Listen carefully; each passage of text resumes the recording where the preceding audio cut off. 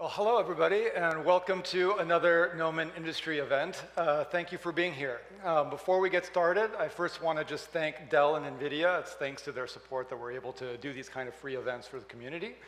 And tonight, obviously, I'm super honored and excited to be hosting Dylan Cole. And so before I do a brief intro on Dylan, I'm just going to invite Dylan to come out and join us. So Dylan.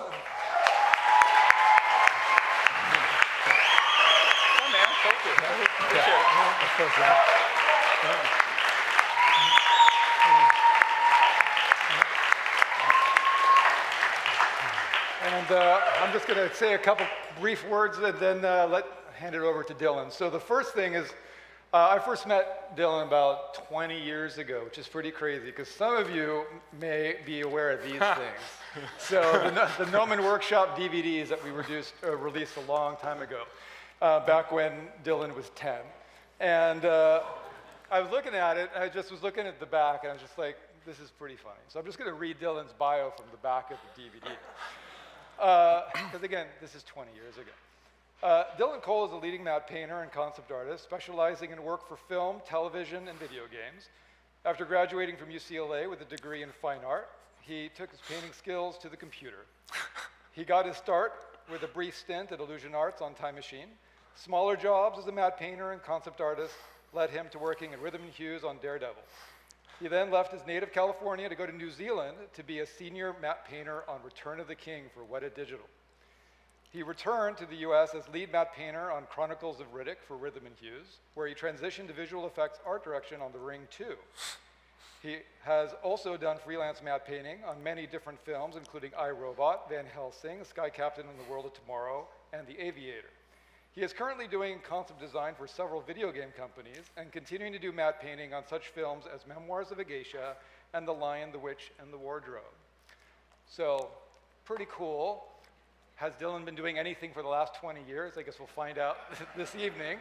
I did jump to his IMDb and his website just to take a look, and it's just too many things to list. Over 60 films that Dylan has contributed to over his career, a lot of amazing projects. And so, from your website, Dylan is an Academy Award-nominated co-production designer of Avatar: The Way of Water. He oversees design for the entire Avatar franchise, specifically for the moon of Pandora, including all of its environments, creatures, characters, and cultures.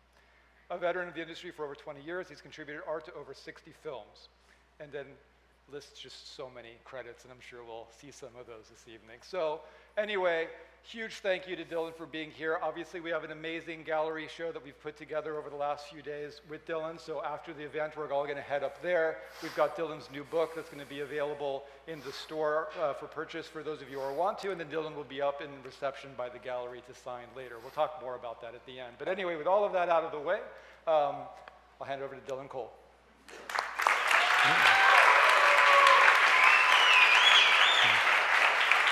Thank you so much, Alex. Yeah, incredible thank you to Alex, and incredible thank you to everyone here at Gnomon for hosting. This is like the most perfect venue ever for this, so I am deeply, deeply grateful, so thank you. Yeah, here we are. Thank you so much for coming, braving the rain, filling this room, making me feel good. I really appreciate it. I'm not gonna just sit here and shill the book, I promise. But we're here to celebrate the book release, something I'm working on almost 2 years now. It started as just kind of like a question because I assume a lot of you are artists and you know that we don't own the work we do.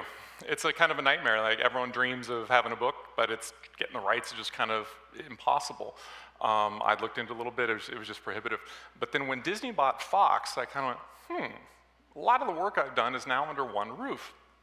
They don't do a lot of books for current artists, you know, they do the old legends and stuff, and so, but I was still just curious, and so I asked our EVP of franchise on Avatar, Josh Izzo, just kind of like, hey, who would I talk to? Is this even worth asking a question? He's like, yeah, sure, let me poke around.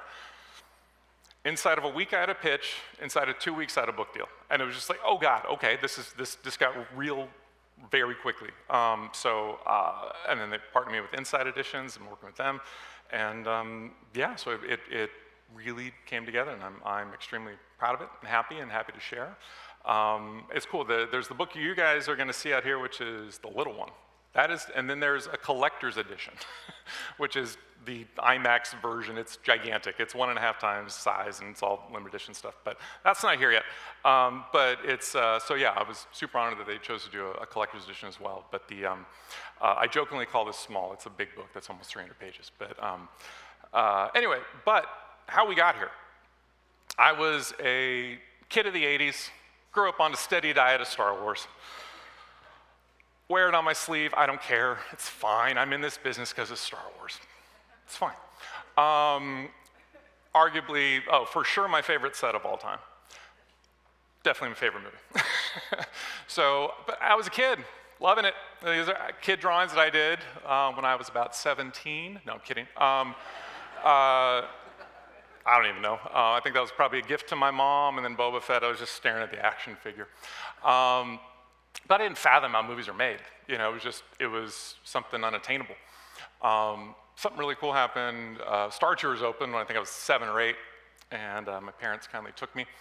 And I remember leaving, and there were these like travel posters as you exit, and it was like, you know, oh, visit these places. And something about that stuck with me and like inspired awe. And what I didn't realize is like I was really drawn to the other world. And what I didn't know is I was looking at a map painting. I had 2 map paintings and some concept art. And I am beyond honored and blessed that the map painter that did that is here tonight. And I'm proud to call him a friend. So crazy full circle insanity. I'm gonna cry at least 7 times tonight. Already have in the lobby. But again, I didn't understand. I just thought that was cool. But it was rattling around back there. 89 Batman came out. Oh, I love comic books now. I wasn't into comic books. I was exposed to Superman the movie. I was the kid wearing the cape as running around. See? There we go. But that Batman and picking up Batman graphics novels cured me of Superman. I'm a diehard Batman guy from here on out. I got hardcore into comics. I didn't realize that like the greatest era of Batman comics was happening right then. And like those were literally the first 3 Batman comics I read and are arguably the best 3. So I'm still a nerd and read them every year. Also, it was the 90s, so you had all the, you know, big Marvel stuff and going into the Image stuff, the, you know, big guns, big muscles, big boobs, 90s comic art. And I was a victim. And there I am trying to copy Todd McFarlane via Batman, or Batman via Todd McFarlane. And then me trying to make up my own character, even doing the cheesy, stupid little scroll. Like, come on, that's so embarrassing. But here we go. Then moving on, I was into that stuff because I could understand a comic book. It said penciler, inker. Okay, I get that. Cool, I can do that. I was going down that path. Fast forward to high school, Star Wars special editions are ramping up. And they reissue the Art of Star Wars books. And I picked them up, and that changed my world. Because then, wait a minute, I saw that painting before. That's a piece of concept art.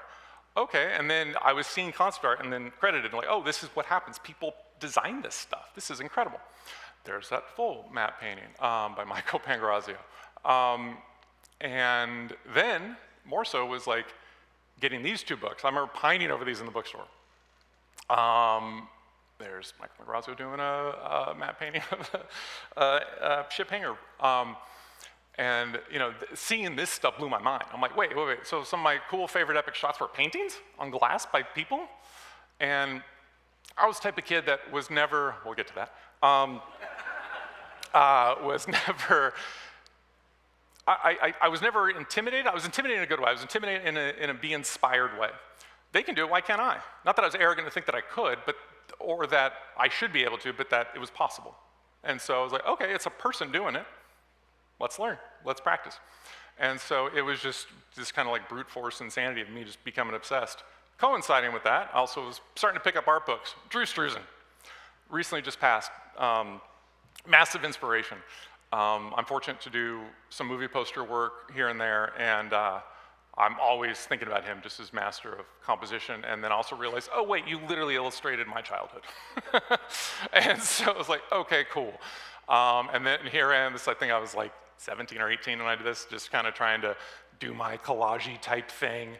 It's like a 16 by 20 acrylic, cheesy airbrush and acrylic stuff. I was having fun. Also getting into other art, influenced by H.R. Giger, like every high school kid was. science fiction art. This is Jim Burns, and just kind of like trying to expand, but then also just getting into art history. My parents had a Leonardo da Vinci book that I always loved looking at, always loved the old masters stuff. So all that was always percolating, taking art history classes. Loved Salvador Dali, especially this one, because I loved The Last Supper. Then I loved this version when I saw it was incredible. Not to mention his fun surrealist work. So all that was happening in my head. And I went to UCLA, and I was there, I think I'm 19 there or something. And I'd done this painting, one of many kind of quasi-surrealistic things I was doing, screwing around, trying to combine my geekiness with pretending to be a real artist. And obviously the geekiness won out. And then another massive influence was this book, The Invisible Art, by Craig Barron and Mark Cotta-Vaz, just because it was just celebrating map painting. And I got to just see a lot in there, and it really inspired me. So these were paintings, a couple paintings I did in college, me trying to learn how to paint better, more realistically, a la map painting. And, you know, kind of copying from photos, making some stuff up. You know, some parts are okay, some parts are terrible. Here I'm being super nerdy, like, okay, this is where they would mat in the live action water in the doorway. And I'm just trying to like make a map painting. And then right after this, I got an internship with Industrial Light and Magic based on these paintings. And these are actually some of my first digital paintings I had done. Like truly like the first like 2 or 3 that I was just trying to figure out. This wasn't what it looked like when it started. I was this crazy obsessed detail kid that I did everything wrong. You're supposed to do hundreds and hundreds of sketches, figure out, learn. Nope, I worked on 2 images forever. Just trying to figure it out. But at Industrial Light and Magic, I was so fortunate to be surrounded by just some of the best of the best. I didn't really learn a lot of techniques, but I just saw map paintings. I'm like, oh, that's what it's supposed to look like. So I was this brute force kid, go home, lock myself in my room until stuff looks better. I got my first job. Was at Illusion Arts after getting no calls whatsoever for a very, very long time, and then just get a call from Sid Dutton, absolute legendary map painter, and just invited me to come on. I did some map painting concept, super early stuff for Time Machine. You know, it was just a little live action element, and everything else was a kind of a concept map painting. Unfortunately, they didn't get some work that they bid on and had to let me go. And I remember being called into Sid's office, and it's Dylan, I have to let you go. You know, we didn't get some work. And all I heard is have to let you go. Like, I'm being fired. Like, what did I do wrong? I'm sorry. Tell me. Please tell me. I can be better. Like, no, we just didn't get some work. I didn't know how the business worked. And so I was terrified that I had screwed up and burned bridges. It's like, no, it just happens. However, that was in late August of 2001. 2 weeks later, September 11th happened. And the whole industry shut down. And I didn't work for a long time. However, when I was at Illusion Arts, Sid Dutton gave me a wonderful gift. He introduced me to the Hudson River School. I had somehow missed them. I think I'd vaguely been aware of some paintings, but I hadn't really studied and pored over them. So he introduced me to Albert Beardstock and Frederick Church, and those guys are my heroes today. Then after a funny first job after that in Prague, working on a terrible film called The Sound of Thunder, I came back and got a job at Rhythm & Hughes doing map paintings on the Ben Affleck Daredevil. I had a blast doing that. It was these kind of like stylized cityscapes and getting to do stuff like this. Like this was the plate, and just to create everything was a blast. Good old school, a lot of locked off stuff, simple pans, just all 2D. And you know, sneaking over to backlots, taking photos, running around at night, taking photos, and just making it happen. So did a bunch of these. I have like 350 slides. I'm gonna rocket through these. This is also like, this is like 2003, 2002.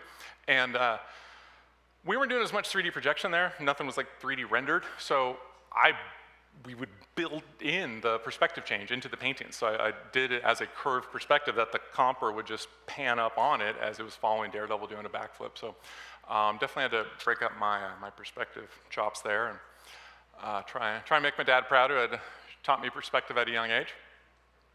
And you know, stupid nerdy Easter eggs. I put Ye Olde Map Painting Factory down there, my old stupid logo. I think I had the same sign up there, yeah. I was back when I had time to do the Easter eggs, another one of these curvy things. And yeah, this was fun. I literally snuck up the back ladder on top of Rhythm & Hughes and was taking photos of the roof. This whole thing's a map painting. That's the plate, and then it was just him landing and running off. So these type of shots, like, you don't really get to do as a map painter anymore. Maybe on a commercial or something, but for a big film, it's all, it's obviously all 3D and stuff. But these days were a ton of fun. I was continuing to like try and improve my personal work, always a sci-fi nerd, so it's something I did around that same time. I think I'm about 22 or 3. Just nerding out, having fun.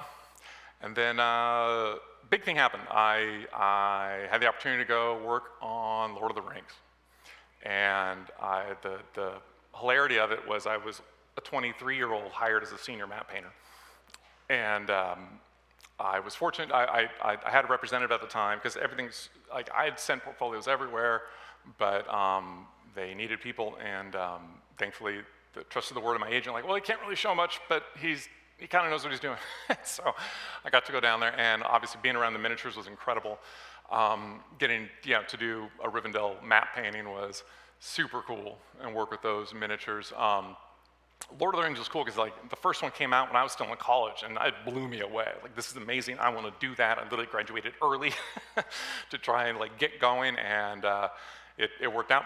I remember I was literally working on Daredevil when I got the call, and it was like a misty kind of rainy night, and out in the parking lot so I could take a call privately, and I got the call. I'm just doing this ridiculous happy dance running around the parking lot at night, and did a bunch of big shots of Mordor. And then, yeah, it's just the miniature, and everything else is a map painting. So I was really able to contribute in a big way, and I was very honored to have done so. I came back, and I went back to Rhythm and Hues. They thankfully had me back, and they said, cool, how do you feel about doing volcanoes? Well, I just did a whole lot of that, sure. But it was super fun. It was kind of a different take on it. But something incredibly important happened. I met Robert Stromberg on this show. He was a freelance map painter, and he saw some stuff that I was doing, just kind of wanted to say hi, and I think size up the young guy. But we ended up hitting it off, and I didn't realize Robert was kind of like the most in-demand map painter around, and I was looking for some help too. And so we're also from 5 miles away from one another, and yeah, we just got along instantly, and yeah, so we started working together a lot. And after that, I was still at Rhythm and Hues, though I was freelancing from home at that point, and I did a bunch of work on Superman Returns, did a bunch of Fortress Solitude concept stuff. Back working with Robert. Here's a shot from The Aviator. This was one of my favorite map paintings I did. It's a miniature for Howard Hughes crashing his plane into Beverly Hills, and I had to recreate period Beverly Hills, which was a blast. And this height is hard to find photos of. Also, there's no 3D. It's all 2D. A lot of photo manipulation and map painting, and yeah, that was a fun one. Then Avatar. After a bunch of little things. I've been working with Robert a lot. I heard he's working on something super cool and secret for James Cameron. And he brought me on. And I was very, very fortunate. I got to do a ton of work, and contributed a lot to the design of Pandora. First thing I did was work on the Tree of Souls, or it was known as the Well of Souls at the time. And of course, we're all Indiana Jones fans, so we were questioning that. And so this went through a lot of versions. I'm not showing you my truly terrible black and white sketches that started. We're trying to figure out, like, okay, what is this root pattern? What is this leaf thing? Okay, now it's tendrils, it's not willows. We're getting there. Ironically, this is actually the first painting Jim saw that I had done, because while we were working on that, Rick Carter, the other production designer, was talking about this parallel between Earth and their basically worship of technology, and the Na'vi and their, not worship, reverence of nature. And so really one of this obvious parallel, especially at night, with the tower in the middle surrounded by the cenote-like buildings. I was also working a lot on the early arch studies, just going giant and epic. And at the same time was working on the Tree of Souls from the air, and it just looked pretty sad little hole in there. And I think I literally just showed Robert like one and then the other, and I'm like, huh, let's just put that on top, shall we? And then suddenly it became a thing and became a place. That never happened. I just wanted to do the pew-pews. And I like how the arches just radiate out in the environment. This was sort of a map painting test study, just trying to see how real we get these floating mountains looking. And we actually even did like a little test projection on this. Me and Stephen Messing were doing some sort of test map paintings. It was Now back to the Tree of Souls. Here we're exploring again. This root pattern was cursing us, trying to figure out what's the mix of structured versus organic, and Jim was referencing dream catchers and different woven patterns and different natural growth, and so we went through a lot of these.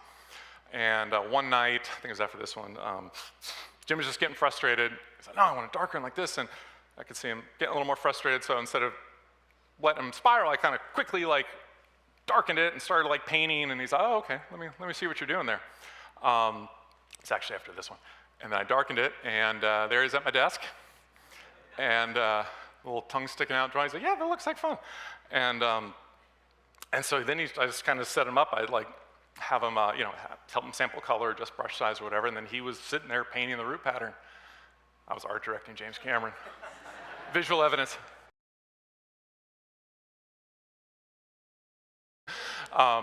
And this was his painting of the bioluminescent pattern. And I'll finish it up, and Rick Carr's like, don't you dare touch it. he's like, he did it. It's you will never have a more blatant approval than that. Okay, yeah, you're right. So there it is.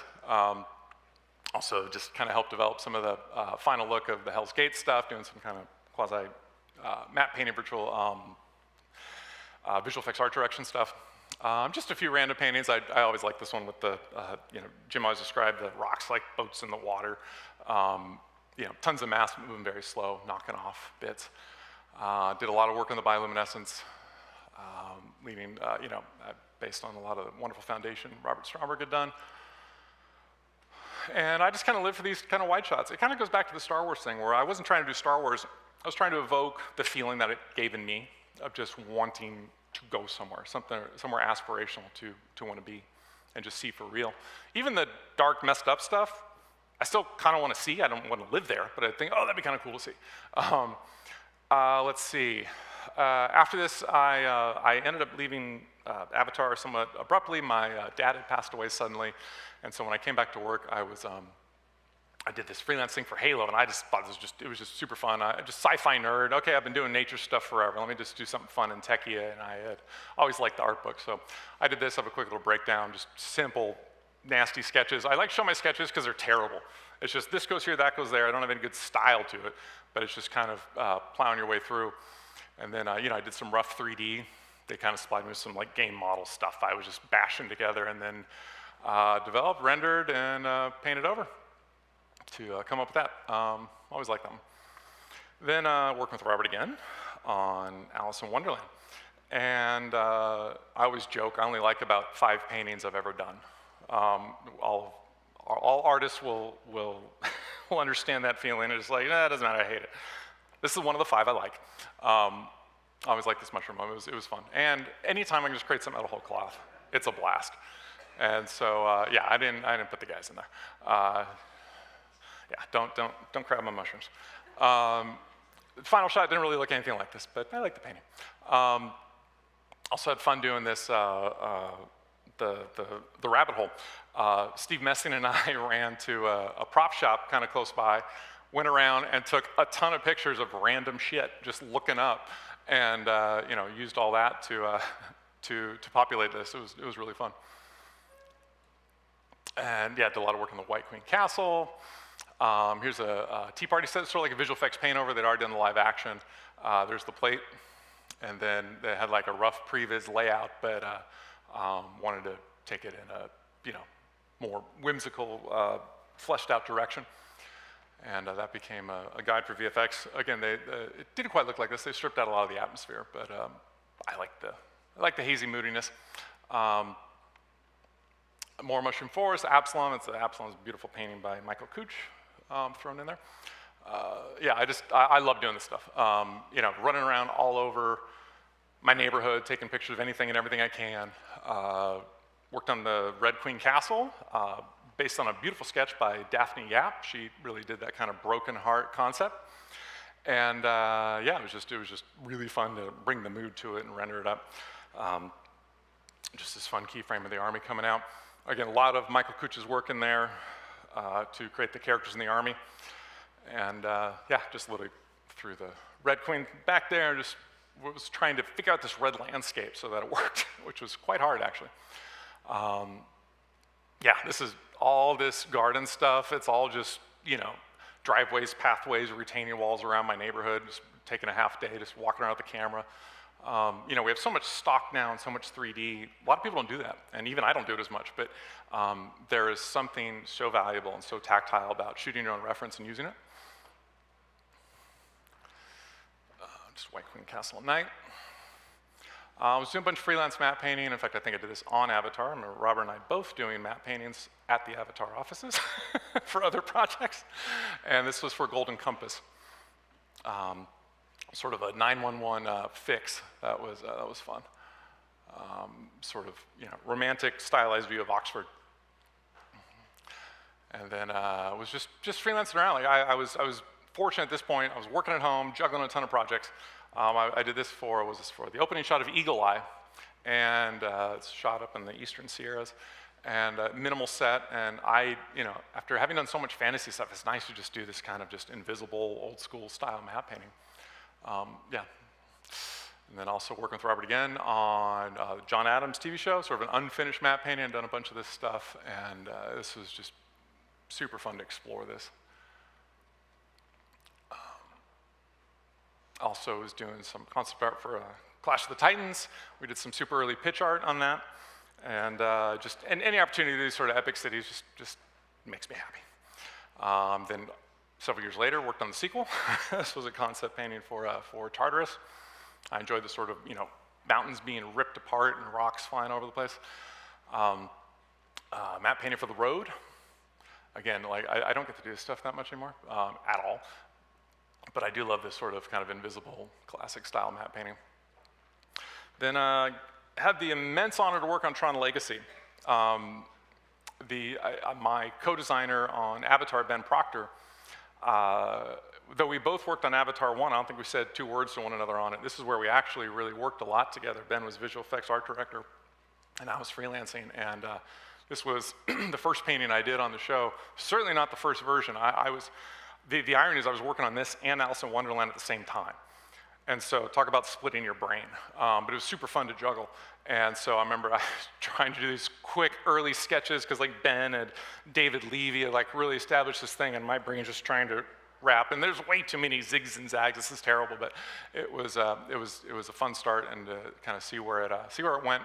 And I simplified and got there. Ben was patient with me as I had to figure it out. But Tron was an absolute joy. So most of these shots were kind of, there was a block model of the city, and I was just kind of adding detail and realism and life, and just trying to really kind of figure out a look. Amazing recognizer designed by Ben and Darren Guilford. And so yeah, these this was an absolute dream project. My only regret is I didn't do more. I wish I could contribute more. It was super fun.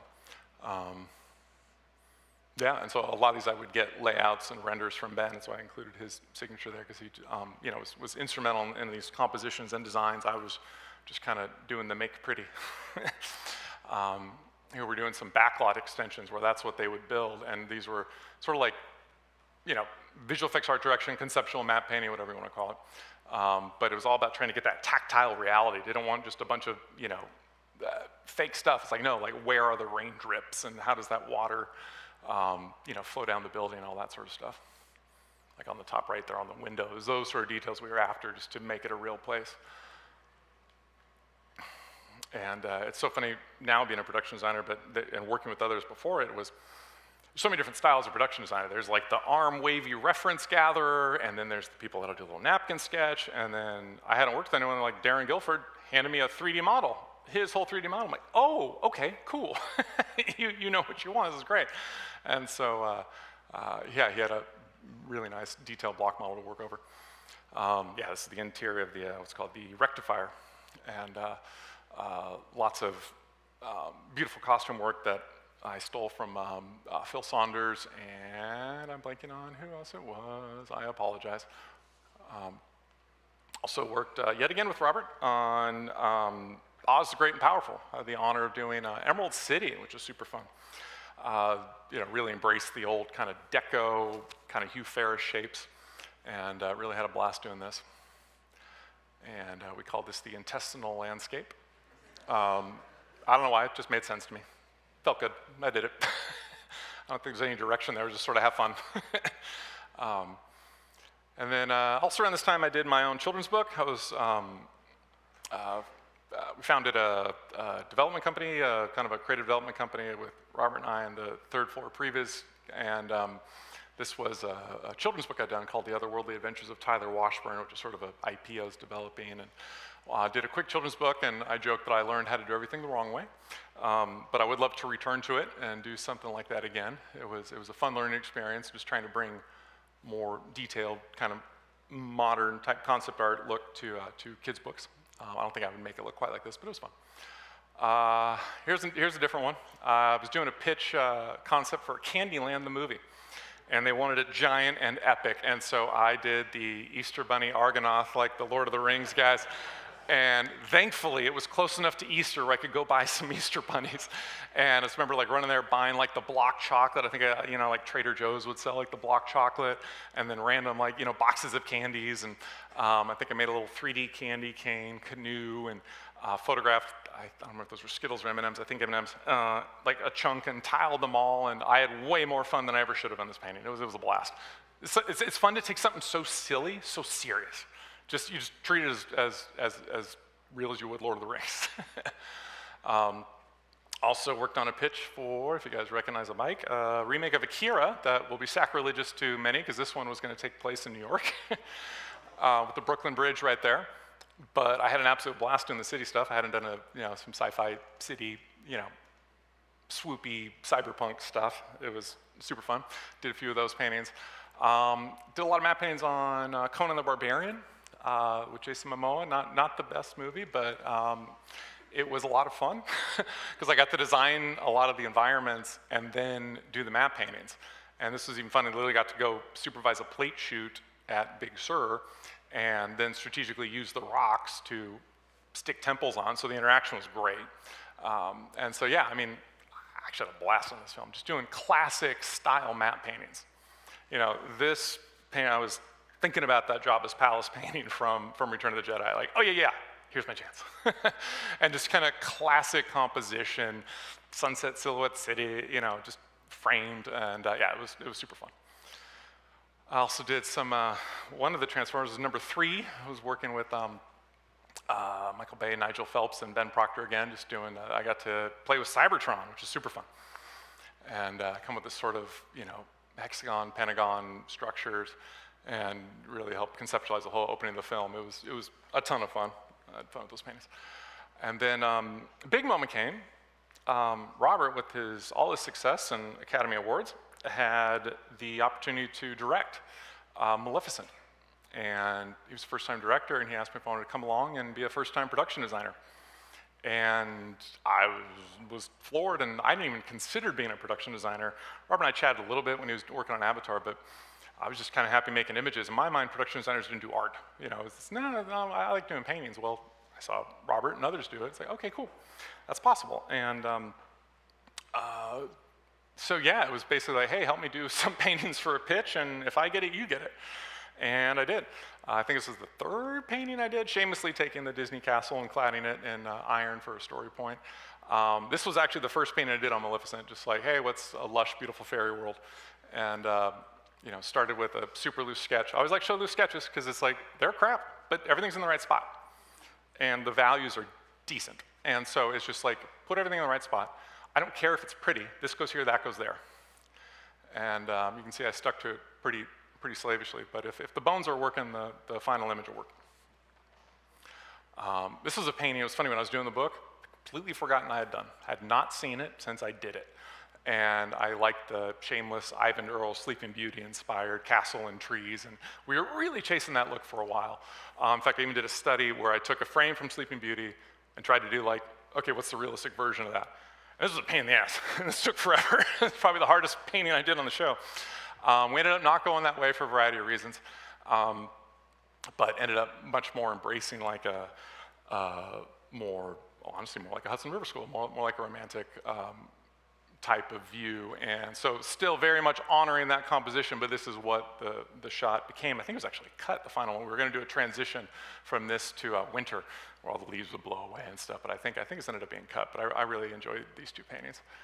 Some sketch, another artist began this, I sketched on top, and then was just trying to like, again, some idyllic view through fairyland. And yeah, again, shamelessly channeling all my heroes, like Bierstadt and church, and pools of light, and rainbows, and waterfalls, all the stuff I get made fun of for, and I don't care. More sketch of fairyland at night, sort of morphed and turned into this matte painting that was a background for several scenes. Here's a big fairyland shot that started as a matte painting, sort of became then sort of like a style guide for the fairy world as more 3D fly-throughs were done and fewer matte paintings. But always liked the vibe of this because it was important to me, and it didn't translate as much in the final film, but to try and have it, I didn't want it to look like Avatar. I didn't want it to look like the China Mountains. I wanted it to look like a stylized Scotland. So, you know, I was intentionally like, nope, no China allowed. And so I, again, simple sketch, colorized, and just start cutting it out. And then kind of how I work is I just kind of layer in chunks as I go. Obviously that was many chunks to make that bit, but just the quick version is this sort of thing. And just building up as I go. And final atmosphere and detail. But you can see I kept pretty damn close to my sketch, because again, if it ain't broke, don't fix it. And there's a tendency when you're using photos, you pile it in, you fall in love with the realism, you fall in love with the detail of a photo, and it compromises your design, or it's too detailed, it's too busy. And it's so easy to screw it up. And so almost every time I add a photo, I'll like toggle it off and on with the sketch. Am I making it better or worse? Really enjoyed doing the stylized Ivan Drill type stuff. We kept a little flavor of it in this set in the Philip Forest. I started very graphic. By this, you'll see I kept to it 100%. But trying to do the crazy balancing act of making sure the trees are not evenly spaced, they're all different sizes, there's a rhythm to it.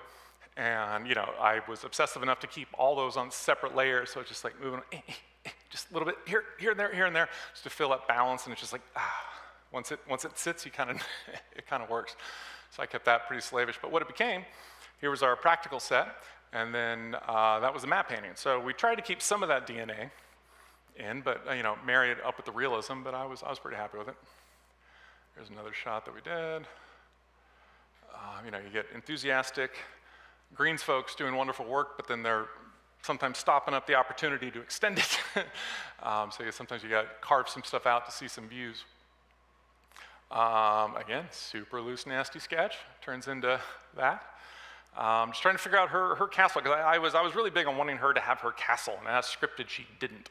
And then remember, she was holding up in a barn, and then I think we then changed it to a ruined castle so that she could still sort of have her castle, just because I loved it from the original Sleeping Beauty. You know, I did a bunch of, some of these are like matte painting / VFX art direction, trying to figure out what all this was going to look like. It's just a park outside of London. Yeah, amazing how far desaturation goes. And yeah, we did a lot of really minimal sets, just her overlooking her path of destruction. These paintings were an absolute blast. One of my favorite matte paintings, her arriving at the ruins. And you know, this was sort of the last time I really got to do this, you know, kind of just create things out of whole cloth. And yeah, it's the best. It's super fun. And what's fun is because I literally used my concept art, just adjusted it, did it better, added detail, but my concept painting, I just slapped in all the layers as a starting point. I'm like, cool, let's go. This was a tight kind of pan over, and the only plate was her on a blue screen. So everything you see is a matte painting. I just was just trying to go very classic and dramatic with it, but I was pretty happy with that. And then, as I was finishing up Maleficent, I got a call from John Landau about working on Avatar sequels. And before I'd even gone on to Maleficent, it was funny because I was working with Imagineering on what would become the land in Florida. And this before Maleficent, and I got the job doing Maleficent, and so I was heading out the door, and John said, "Give me a call when you get back, Mr. Production Designer." And I was like, huh? Does that mean what I think it means? Maybe? And so it did mean that. And he called me in his office, and yeah, it was this amazing gift, because so many production designers, for one, struggle to become a production designer. Then you're pitching endlessly. And I was so fortunate that I had my big first gigs were just given to me. I mean, like Robert gave me Maleficent right out of the blue, and I came back, and then suddenly I'm in charge of design for the Avatar franchise with Ben. And so, you know, my fortune does not go unnoticed. I'm incredibly fortunate to have had those opportunities, and hopefully I haven't messed it up enough, so I'm still doing it. But how that all began, this was my first meeting with Jim. This is his whiteboard sketch. So we're gonna have a hard set. It's the Reef Village. I want big mangroves, and they live under it suspended. Okay. And so, yeah, that's where I started. And then super early nasty sketches. And then I did this. He's like, no, I don't care about the island. The island's way back there. Of course, you know, anytime I can put in a waterfall. And like, nope, go back. And then so it's like, okay, trying to make it feel like mangroves, cool. Now I did this aerial view. He's like, this is all wrong. It looks like rings of Saturn. What the hell are you doing? I want tensile structures. Okay, I get it. However, what was working here was the color relationship of the sort of gray roots, the richer colored maruis, and of course the blue water.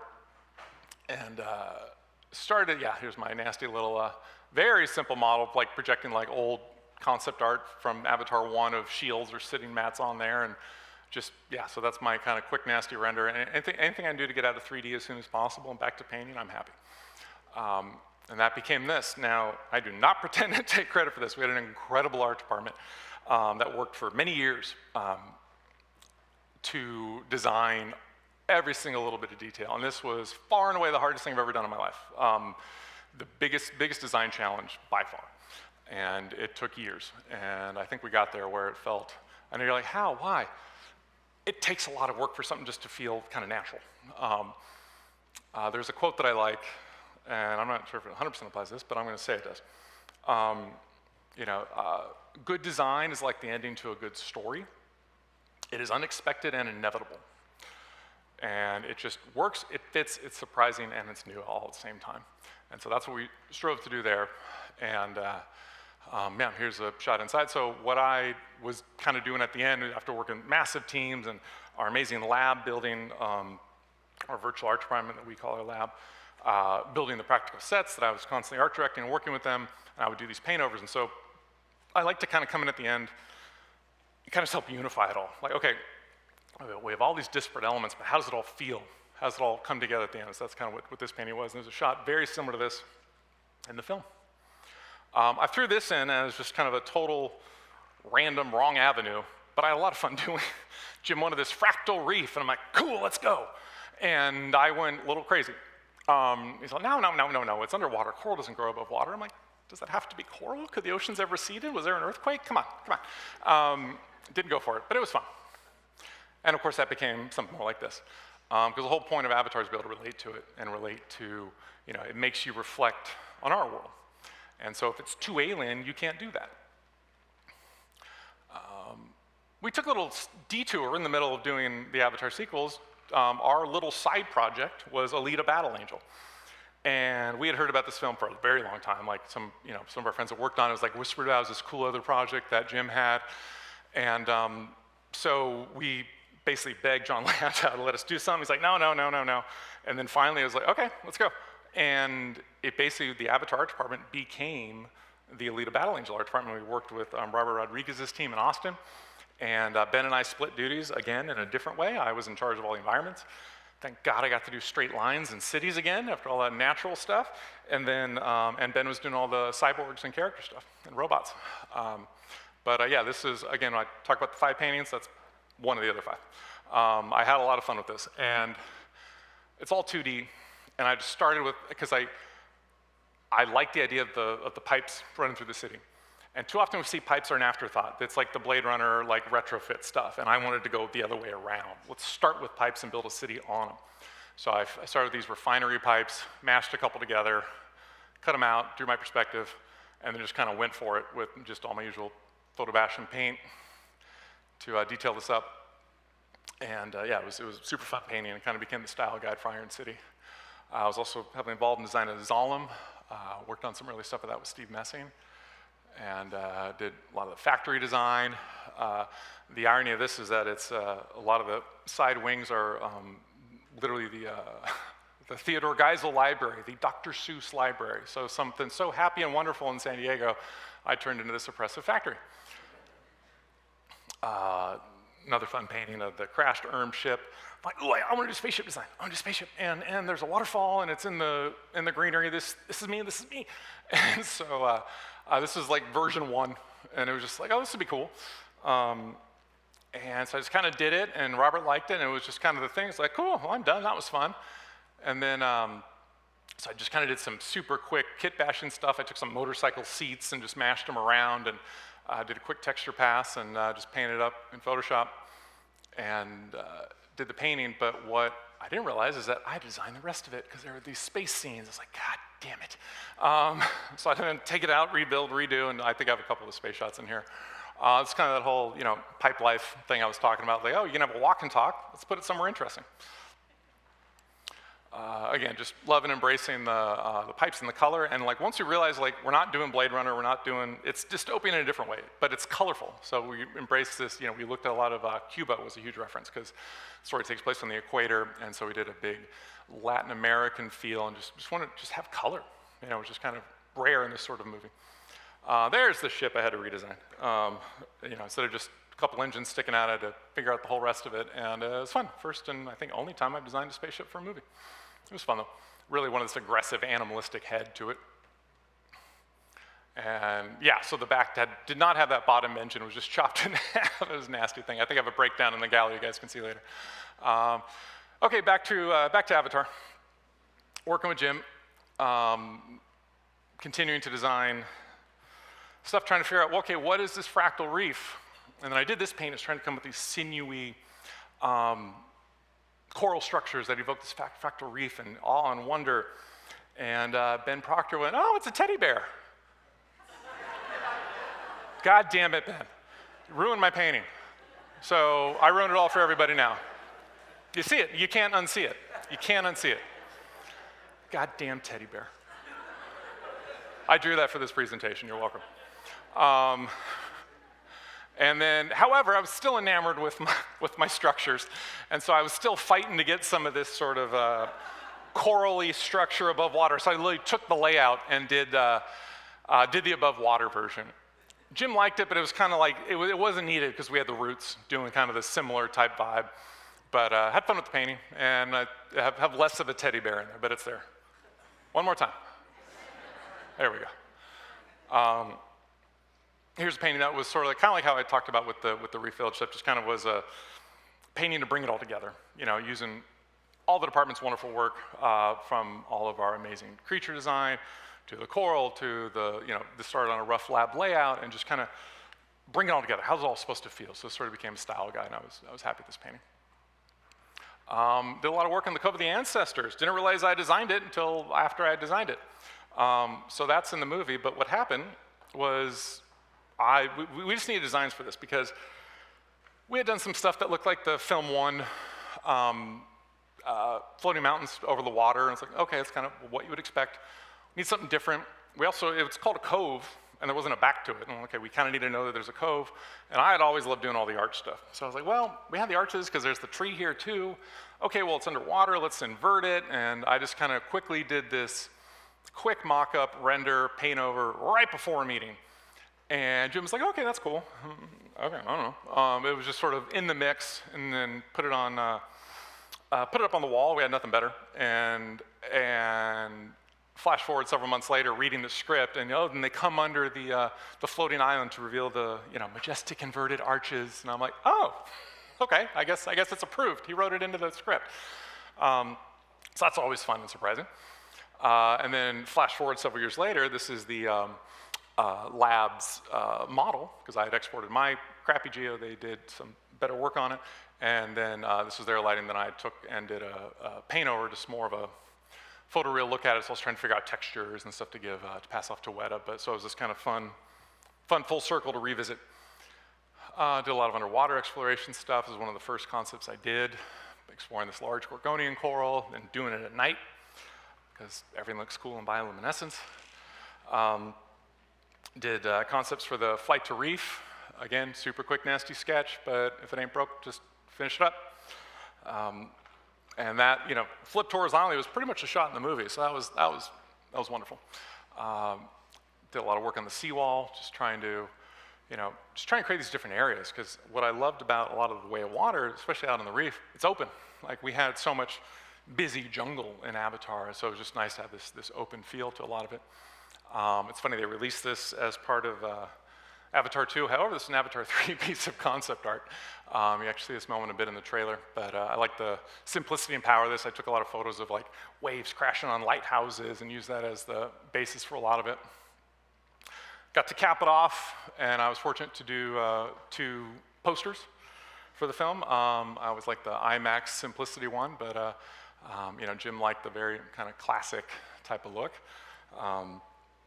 And then after that, we did Fire and Ash at the same time as Way of Water. Like 2 and 3 are like one project to us. And so, but concurrently, as we're finishing up Fire and Ash, I got to work on a new Avatar attraction here in California at Disneyland California Adventure. And so, yes, this has been shared online, but this is opening in several years. Don't know, nor can I say how many. However, it's an exciting new area and a new attraction, and I've been super privileged to work with the phenomenal team at Imagineering and help realize this. And no one's going to put my wife and baby in a painting but me, so I might as well do it.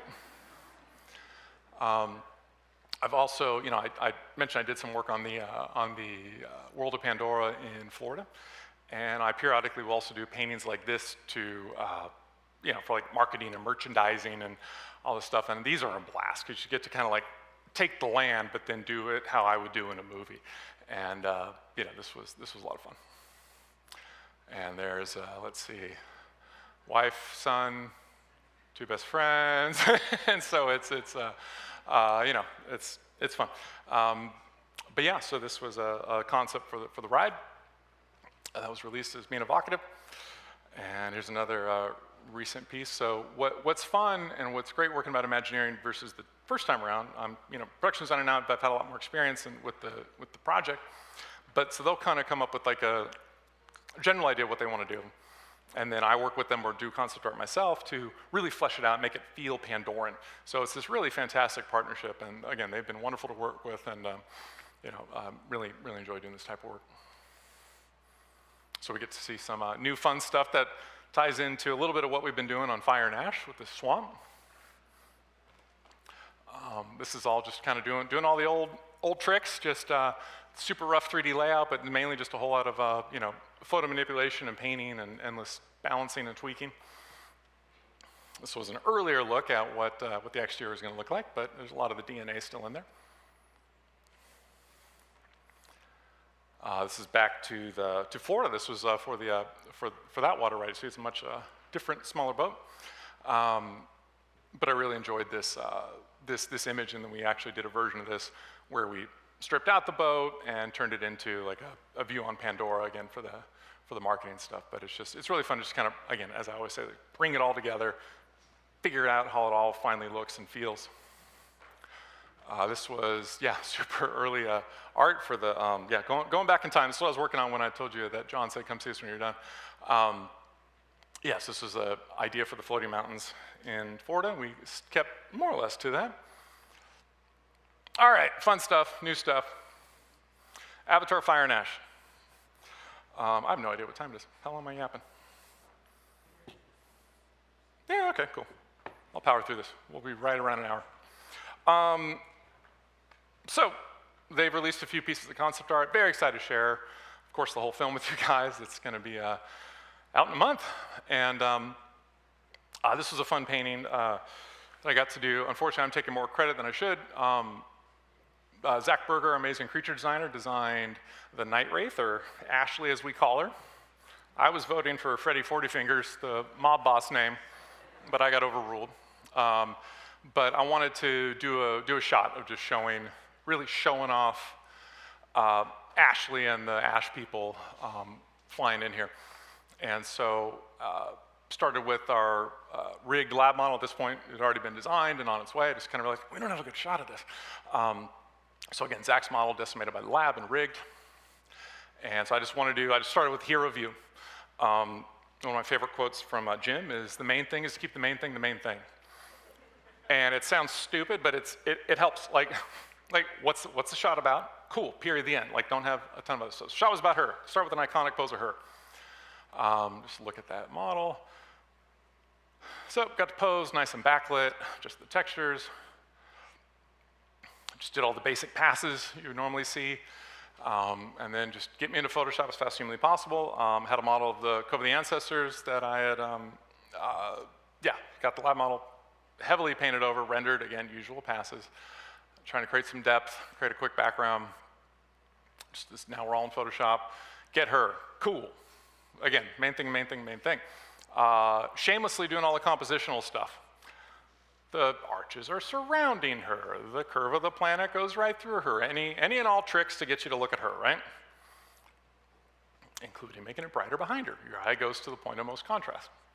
Had a bunch of these guys, rendered them in different poses and different passes, and didn't even try and place them all in 3D properly, just mashed them around and got them in there, added some haze, and then composed as I could. And and then just continuing to paint and add detail, and more importantly, kill detail where it's distracting. Add some scale and life to the cove, and there's some details of it. I like to paint ridiculously high res. I don't know why. I think it's the old matte painter in me likes to get in and detail stuff. I certainly don't take these matte painting level, but I think it's part of that's burned in me. My favorite new addition to the Avatar world are the Wind Traders, the Talim clan. And when I told you I met with John Landau at that first meeting when he was talking about Avatar sequels, he said, Dylan, I want to read you a passage from Jim's notes, from his 1,200 pages of notes that he did for the sequels. I am not exaggerating. I might even be underdoing it. And I don't remember it exactly, but it was about, the silhouetted paper lantern-like effect of these, monolithic jellyfish with huge gondolas suspended beneath them in this romantic vision of a nomadic culture and something to that effect. And I'm like, okay, sign me up. I'm gonna design this right now. Like right now. And this painting was done about 2017, which makes me laugh when people compare it to Nope. I'm like, long before. And we had the early designs for this as far back as like 2014 or 15, but this was a concept for them arriving at the reef, which you actually see briefly in the trailer, but super happy with this, and just really wanted to get that iridescent backlight, kind of Portuguese man-o'-war type feel. There's some of our influences with different jellyfish, Portuguese man-o'-war, and then we also had this other new creature that actually tows it, called the Wind Ray, and this little fella, which is basically a giant cuttlefish. Ignore my double render. I'm pointing out all my mistakes. You can see the posed sinusoidal motion of the mantle. Then you see the stupid straight one through it because I didn't turn off the old one. It's in there, it's fine. Well, everything, I'll paint it out next time. Where we basically took cuttlefish. And this was a massive collaboration, which I'll say the Medusoid was started by the folks at What a Workshop and finished by Zachary Berger, and same with this fella here. And so yeah, he's basically a giant cuttlefish. Like what we always try and do in Avatar is to reference the real world. I always say we like to look at it through a National Geographic lens, not science fiction or fantasy, even though we have floating mountains. It's arrogant to think in an afternoon sketch you can design something better than nature has had millions of years to do.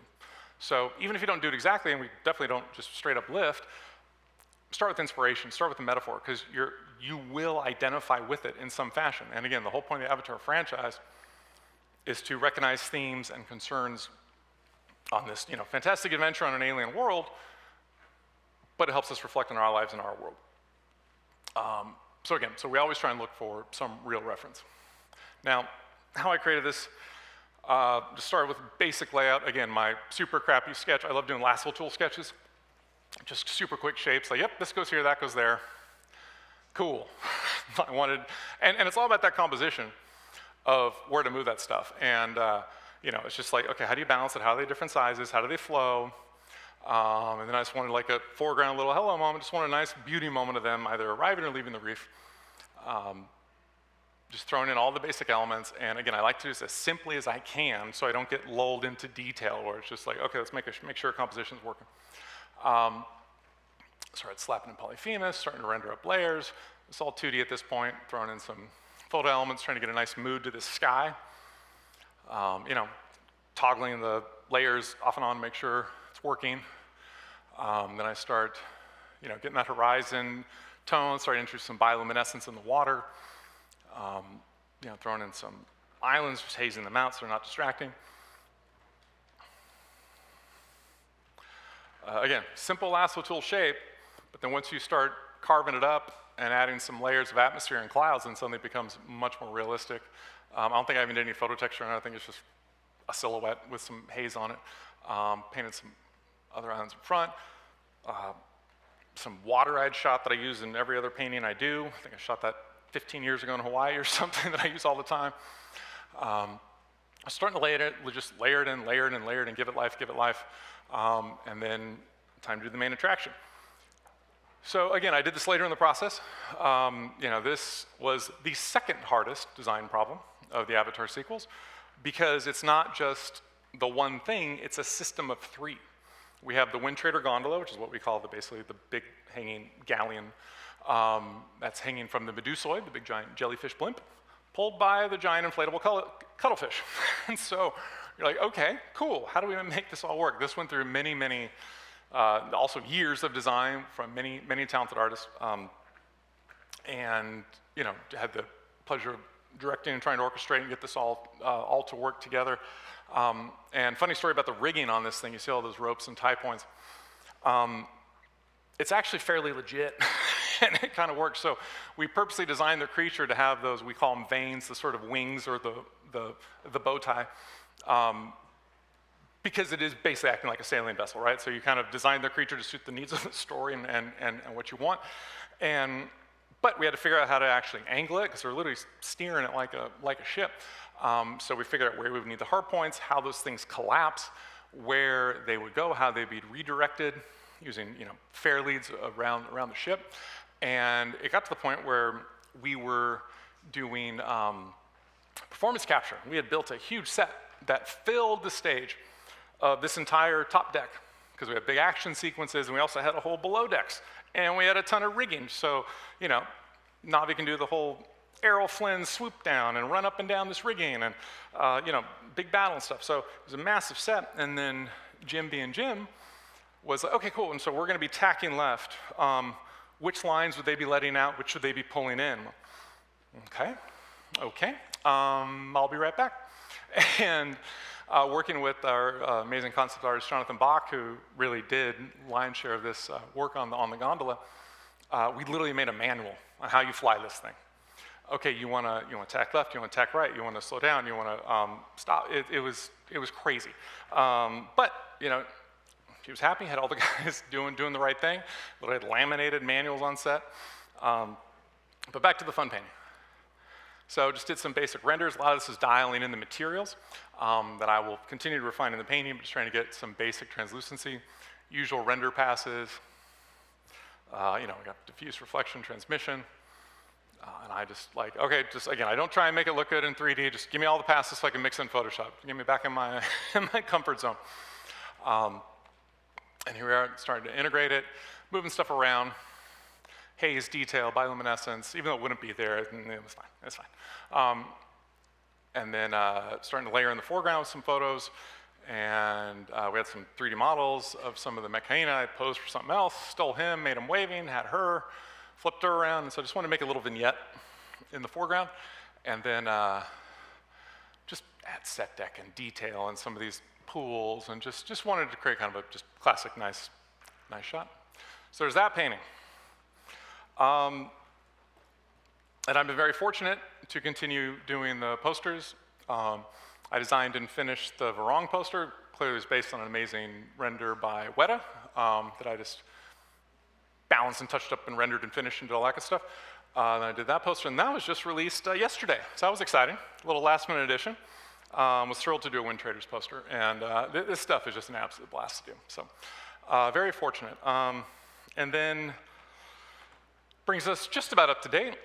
And so I'm often asked, like, what else do I like to do? What do I want to do next? I love romantic art.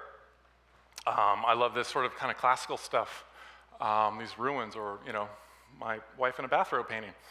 And oh, she hates that. I'm sorry. But I love this just kind of classic composition and lighting, and I really want to do this sort of stuff like an oil paint. But then how do I do a sci-fi twist on it? Here's how I do it. I have a series that I've jokingly called Engine City till I come up with something better. And it started just like as a city thing from 15 years ago, but then it kind of became me talking about art and me talking about man's relationship with technology, and so it's very obviously overt worship of technology, but it's more about art history, you know, and kind of taking those classic Renaissance paintings, applying it to a science fiction setting, and also working in different, you know, formats. You know, I'm an environment guy. I do widescreen. I don't do vertical. So just getting to play with different sorts of compositions. It all started with this painting forever ago. I did this in probably, God, when did I do this? 2008 or 9, maybe even earlier than that, probably 6, 7. It's old. And, you know, I was so sick of the sci-fi swoopiness, which I had done a million times. We've all ripping off Calatrava, and I was warping cruise ships to no end, and it all just felt kind of samey, and I just wanted something different. So, okay, what's the exact opposite? I want something industrial and chunky. So I just started bashing in engines to sort of make a composition. And there was a sketch, I'm like, oh, this is kind of fun. I kind of want to finish this. Made a 3D foreground, just kind of basic kit bashy stuff, did some renders of that. Shot my buddy Guy, who's here tonight, in a Grim Reaper costume and a tablecloth in my backyard. And then threw him in and made this. And I was like, oh, this is kind of fun. So I finally had some time to do some personal work, and I kind of revisited it, but really wanted to push it besides just environment design, which is what this is, sort of like Scavenger's Return. I love this sort of dust stuff. This whole series is my excuse to paint whatever the hell I want. and without greenery, and waterfalls or rainbows or alien plants or creatures. Well, I might do creatures, though. But it's really fun just to kind of do this kind of diesel punk tech stuff. Another giant, big crazy city. My same buddy Guy duped around a million times. And then I started the same way, basic, simple sketches, trying to figure it out. And once I have it figured out, every shameless compositional device on this planet is in this painting. But it works, so if it ain't broke, let's do it. Oh, I don't know why that one's in twice. Okay. And again, playing with different compositions. This is sort of like, this is when it really starts getting interesting to me, because it's not just sci-fi design. It becomes something else, where clearly I'm, you know, riffing off of, you know, floating angels and cupids and all that sort of stuff from the classical paintings, and you know, doing like gold leaf halos and stuff. I'm really trying to, I don't know, just kind of find my way through it, and it's just something I'm very excited to figure out what else I'm doing. A few little sketches of kind of work in progress stuff I'm dying to get to. You can see I'm just going super classical over there. It's all just kind of nasty roughed in, but just kind of showing, all right, here's kind of where my brain's going, and like the simple composition on the top right too.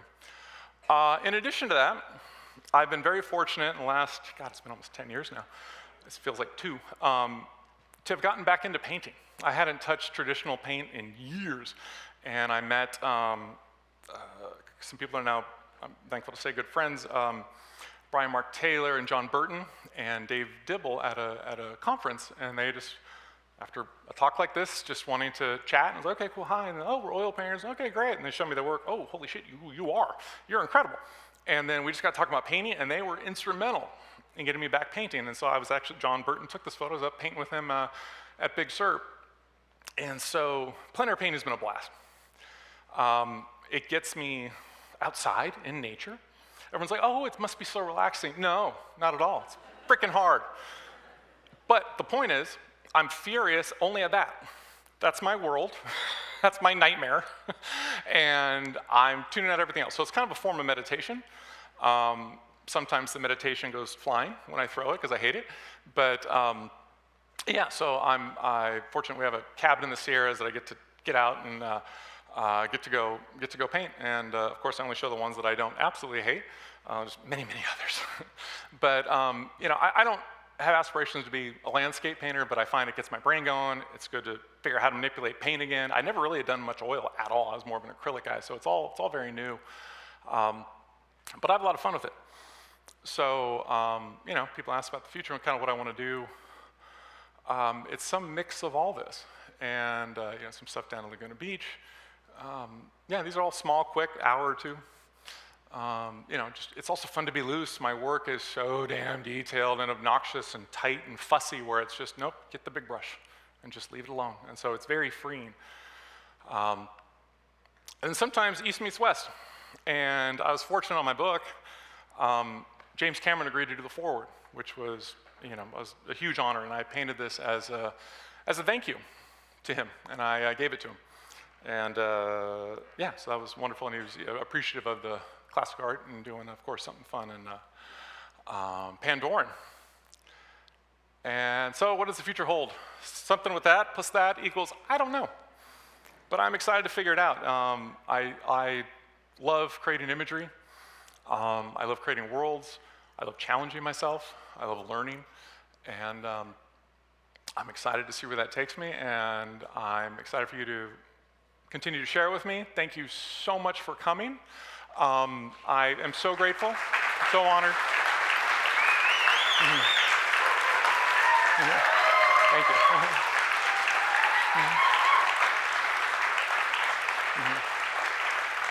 Thank you so much. I will be up at the gallery signing, but if you are interested in books, I want you to get them here at the bookstore, and then come on up and you can check out the gallery, and I'll be signing and around to chat, and look forward to saying hi to all of you. So once again, thank you so much.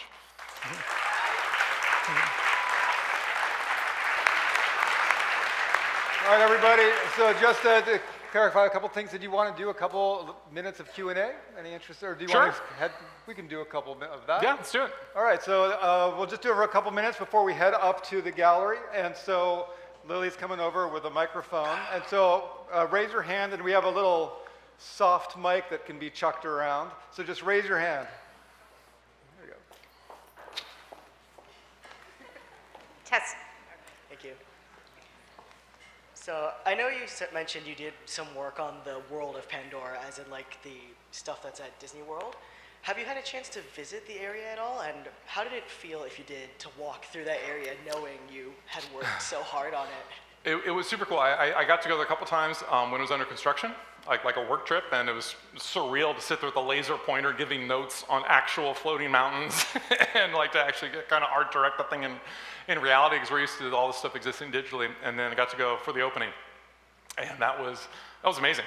It was crazy. It was just kind of, oh, okay, I've been living this world in my head and in my paintings, so yeah, to walk through it was incredible. Yeah. Thank you. So when you're doing a painting for like a really long, prolonged period of time, what do you do when you start facing burnout with the painting?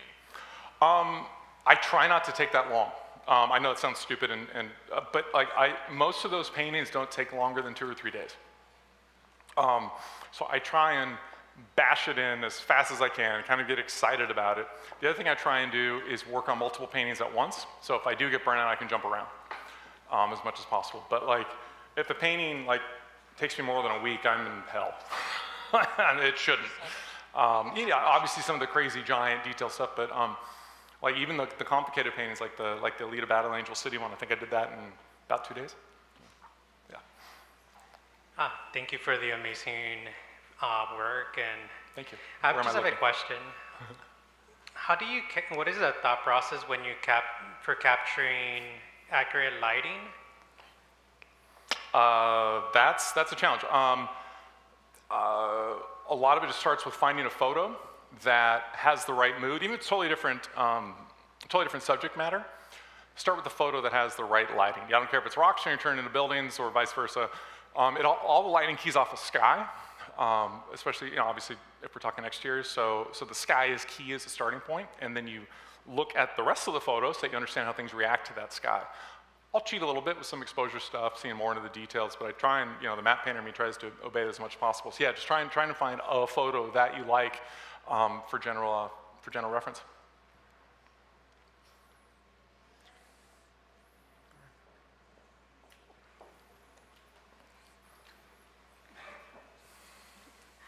Hi, Dylan. It's really incredible to... Oh, okay, sorry. It's Hi, really Lisa. incredible to see your work. And so it was really amazing to also see your presentation in Italy at the conference.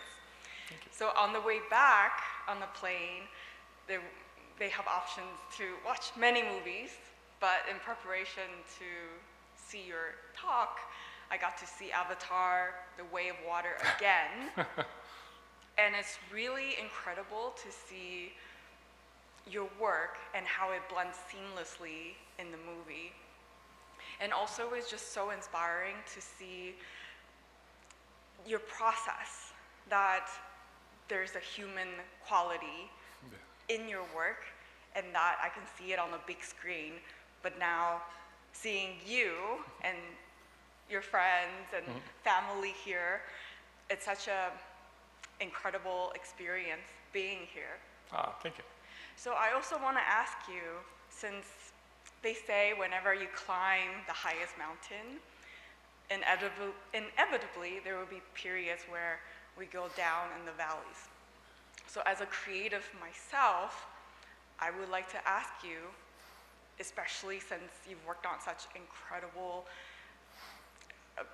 amazing movies, how do you deal with periods when it's especially challenging? Yeah, I've had a lot of challenging moments. It's a good question. I mean, I've been on the Avatar sequels now for 12 years, just the sequels. And so it's been a long ride, and I've had lots of ups and downs. The best thing is having the best team. You know, none of this happens in a vacuum. You know, as I try and point out, like, okay, yes, I'm doing a lot of illustrations, but stand on the shoulders of the entire team. And having that great team, like Ben and I joke, we have a strong no asshole policy on Avatar. Job's hard enough. We don't need to deal with you. And so having that team, which has become a family, is the most important thing to deal with it at work. And then, of course, coming home to amazing family is, you know, having a safe spot, you know, having that safety net and emotional parachute is amazing. So yeah, no, it's about the people, and because sometimes there are days you're not motivated, you're beaten down, and then that's when you get to depend on everyone around you. So. Hey, Dylan, right here. Sorry. No, it's all good. It all comes from the same spot. Yeah, right, the ether. No, thank you so much for your time and for coming out. My main question is, I'm coming up on my first decade working within the industry. My question for you is, what are some strategies that keep you kind of fresh and inspired working like multiple decades, you know, and a high, you know, right, it kind of keeps going, right? So what are some things that kind of bring you back or kind of keep you grounded or? Yeah, no, I appreciate that. Again, same, friends and family, keep you grounded. Yeah, my friend Courtney was like, shut up, you're not famous. And I know. No, I'm just a big geek. I'm a professional geek is what I say. I shamelessly still like the same stuff. I still watch Star Wars sometimes. I read comic books. Like, I love science fiction design, I love fantasy design, I love film stuff. Like, if I were to design a contemporary thriller, I don't even know where to start. I'd be bored. I need to do the fun, geeky stuff. What really feeds me, and I've really learned this a lot about myself in the last 5-10 years, is other artists and making those relationships. And, you know, having had the pleasure to work and get to know people that I've admired for years and years and years. And I've been trying to speak at more conferences because I feel oftentimes I get more out of it than the students do, because like I get to, besides talking to students, I speak with other speakers. It gets me charged up talking to other artists and just having that creative energy, and it makes me inspired. And there's also this competitive streak in me around this, like, no, I can still do this. I can do something new. And it's just also just lifelong desire to learn, you know. An artist never figures it out or has it. We just continue to learn. And as soon as you stop learning, you're dead. So I thrive on learning and improving. Do one more question. Okay, wow, that was a really incredible presentation. Your work is amazing. I can't believe I got to see all that, but I have to beg the question. Is it possible for other people in this field, or who are just starting out, to do what you do, as in like do all this creative, detailed work that's just completely original, like you do? Why not? Of course it is. Gotta carve your own path, figure it out. It's 100% possible. It won't look like my career, and your work won't look like my work, but that's good. Be yourself, be your own person, figure out your own path, right? I mean, I figured out mine. I had inspirations for sure, but I wasn't trying to directly copy somebody. And so take what you want is, okay, creative freedom, get into detail, get into design worlds. Great. Find your path to do that. It's going to look different. We haven't said the evil word. We haven't said the AI word yet. Our industry's changing. So yes, everything is changing. But there will always be paths for creative people. And best thing I can say to that is know the fundamentals. Because no matter what the tool set is, if you have a good eye, if you know design, if you know composition, if you can think through something, try and be a smart designer. That's what I had to learn to do when I was a production designer. I just made pretty pictures as a matte painter. I polished so many turds. But I had to figure out design. And working for James Cameron will force you to do that real quick. And so I had to hold myself to a much higher standard. And so, you know, those fundamentals in your brain, it's not even about art, just in your brain will serve you the best. And just believe it. As I said at the beginning, like, I don't know if it's arrogance or confidence, but it's like, they can do it, why can't I? Just do it. Awesome. Thank you so much, Dylan. Thank you.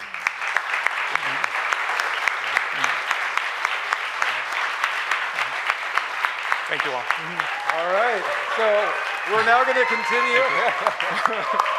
All right, so we're now going to continue to celebrate Dylan by heading up to the gallery where we have an awesome display. So the books are available in the store, which is right out here through the atrium. And then to get upstairs to the gallery, you'll just head out through the atrium, hook a left, go up the escalator, and you'll find the gallery up there. So thanks so much for coming. And Dylan will be signing the books as well. See you up there. Okay, can I have my mic back on? What's it? Okay. Oh, and for those who want a tour, we are doing another student tour. They're meeting in the atrium to see the campus. Can you say a party favorite? Oh.